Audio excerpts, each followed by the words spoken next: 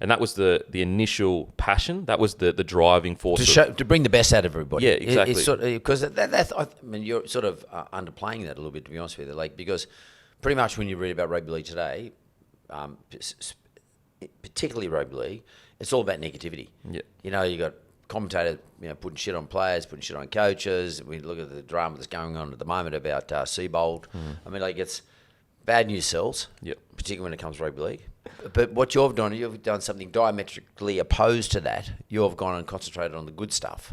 What I'm quite encouraged by is that the fact that people actually like to hear about the good stuff. And that's your go. That's your thing, isn't it? Yeah, absolutely. Talk about good things in people. Yeah, absolutely. And I think, without, toot my own horn or whatever, I think the reason why a lot of journalists or, pundits of the game don't go that route, because it takes skill. To be able to provide positive content that's engaging, it takes skill. I could put up a positive post, but it's not as engaging as Seibolt, Rumour, blows up club. Totally. Like, I know in my own business, if I go out and put out a result that's really good for the year, let's say we did particularly well in 2020, June 2020, and I put out, did this, I did that, and blah, blah, blah, I'm telling my shareholders.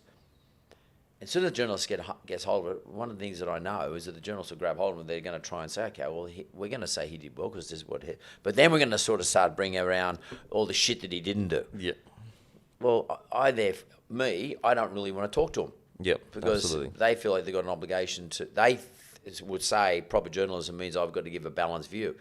Well, yeah, but I'm not going to talk to you because I know that you're going to highlight stuff I don't want you to highlight. Absolutely. I mean, I've dealt with my shit during the year. Yep, absolutely. And I've still come out the other end with a good result. Yep.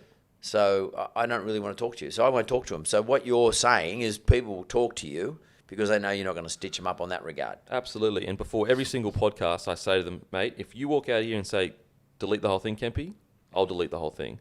So there's never any bits that you want deleted, even bits where you don't ask me to delete it, but I'm like, probably shouldn't say that. I'll delete it before it even gets out there.